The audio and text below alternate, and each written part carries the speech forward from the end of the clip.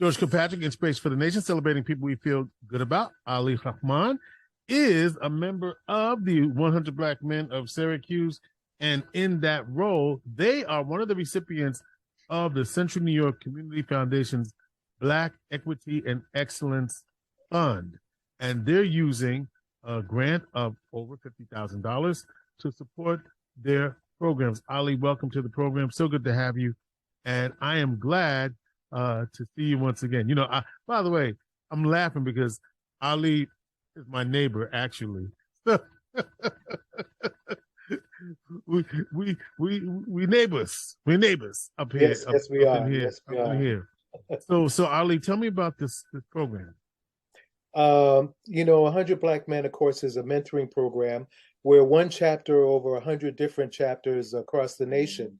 100 Black Men is a mentoring organization, and our theme is mentoring through a lifetime.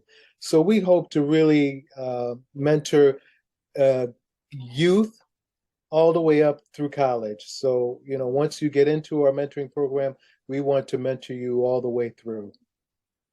I love that. And the mentoring is a real key piece of the work that you do. I've observed it over the years and participated in some of it in partnership with some other roles that we have together in the community as part of engaging youth in particular. And so you've been really engaged. How long has the 100 been in Syracuse, by the way? Our chapter has been in effect for about 15 years, going on 15 years now. I can remember the first organizing thing at Phoebe's. You mean that was 15 years ago? Yes. Well, it was just after the Million Man March.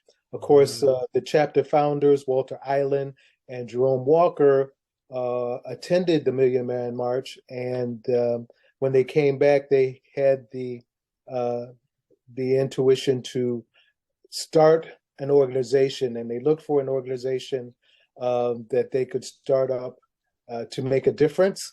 And with the research that they did, they came up with the 100 Black Men.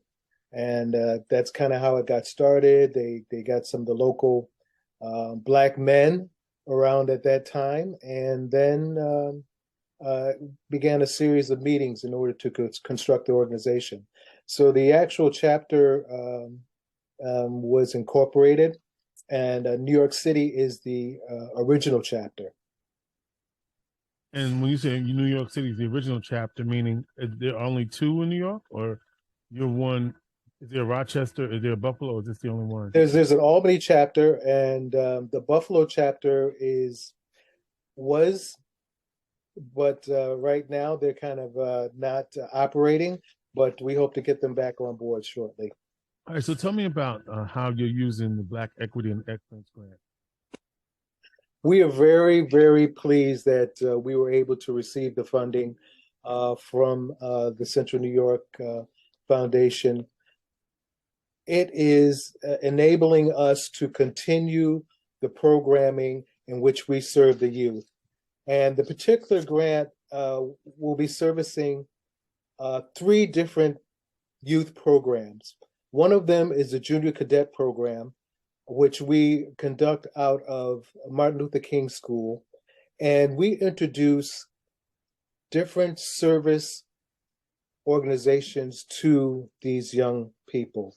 So these are, students from 8 to 11, and they are being introduced to police department, to the fire department, EMS, and a call center. And so everybody is not really made to go to college. And so we want to make sure that our youth are prepared to enter either college or a service industry or go into the military. We want them to have a pathway into those areas. And the only way to do that is to expose them to the different areas so that they are familiar with them, know what they do, and they're not afraid of them, especially our service industries, such as the fire department and the police department. These are things that we can bring to the youth, and we bring these professionals into the schools to speak to the youth And then our proposal this year, which the grant will help us do, is we're going to take these kids onto field trips to these different industries so that they can see firsthand what it's all about. So our youth empowerment junior cadet program is one of the programs. Our other programs are our youth empowerment program that we hold on Saturdays. Well, before you move to the youth empowerment program, I wanted to just say the junior cadet program. So when you mean cadets, you really mean seeing these young people seeing themselves in these various careers. So it's whether EMS, as you said, law enforcement, or public safety, I guess, fire, all of those different programs. And so they see themselves. Do they get to actually go to actually, you just explained that they get to meet some of these professionals as well. Absolutely. Those professionals will come into the schools. They'll talk about what they do. They'll show them the equipment that they use. Actually, we hope to start it back up, but this past spring, we were able to bring all of these industries into the school, and the kids were able to come out and to see a fire truck, see the equipment on the fire truck, handle the helmets and the boots so that they know exactly what this equipment does and what it's used for. Also in the EMS, they got a chance to see some of the life-saving equipment that these emergency medical technicians use in order to help those people that are in need. So not only do they get to hear from the professionals, they also get to touch and feel the equipment and see what it's all about. And our next program is our youth empowerment program, which serves youth in grades 4 through 6. This particular program provides educational experiences that boost academic knowledge in a fun and entertaining way. YEP works closely with the Syracuse School District and offers group interaction and involvement through activities such as STEM projects, field trips, healthy cooking, public speaking, leadership, skill building, and Toastmasters. So the grant that we received is going to enable us to continue these services and also expand upon them in order to widen the experiences of the youth that we serve. So these particular people, these particular youth will be able to engage in different STEM activities, but they may also have a chance to do hands-on with robotics and different STEM courses and science projects, which of course the grant will help us to enable. So currently our youth empowerment program is operating on a hybrid where we're doing 2 weeks out of the month on Zoom, and then the other 2 weeks we'll have an experience, a hands-on experience or a project-based experience where they can do some hands-on or have something tangible at the end of that project, whether that be a healthy meal or a robot or even engage in writing a play. So there's different activities that our youth empowerment program conducts, and we do have professionals that come in, school teachers, certified school teachers, as well as other professionals in order to deliver these projects to them. So you really see, it seems like you're really trying to hit people from all different expressions, right? If you like tech, if you like law, whatever you like, it sounds like you're trying to meet these young people where at any point or any space. Yeah. Well, one of our mottos is what you see is what you'll be. Mm-hmm. So we want to really expose our youth to as many different options as possible. And a lot of times these youth don't get a chance to get out of their own neighborhoods. So for them to go downtown to see a play or to experience the symphony might be a once-in-a-lifetime experience for them. So we try to expose them to as many different things as we can. We recently took a group of kids to see the movie Wakanda, and also took a group of kids, maybe 20 of them, to see an SU football game. And for some of these young people, it was their first time being in the dome and experiencing a live event there.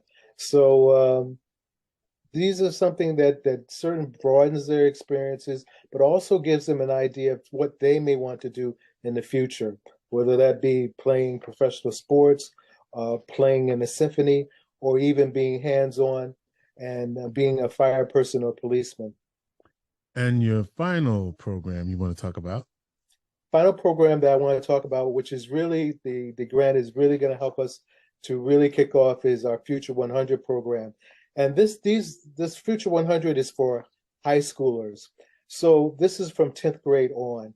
And this particular program is really to really gear those youth into those pathways that hopefully will lead them on to their career, which will they be doing for the next 10 or 15 years or even 20, 25 years.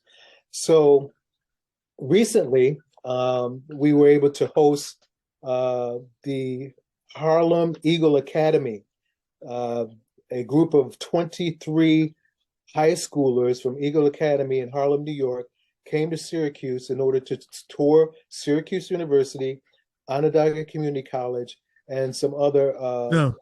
educational facilities in the area. Now, Ali, I thought Eagle Academy was in the Bronx. Am I wrong about that? Actually, Eagle Academy is in the Bronx as well. Thank you. Oh, they got two. Okay. They're in every borough. Oh, they're in every borough. Jersey, okay. Because I remember when they were just in the Bronx, so they've expanded citywide. Okay, got you. Yes, now they're in every borough in New York City. And we hope to really pattern a school here in Syracuse after Eagle Academy as well. You know, they have a great success rate. We were able to engage with and mentor some of those students while they were here in Syracuse.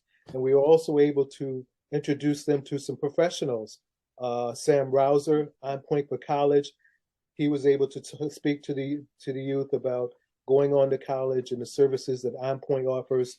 We also had Quentin Michael from Baxter that talked about the opportunities and internships that Baxter Industries and Skinny Atlas has to offer.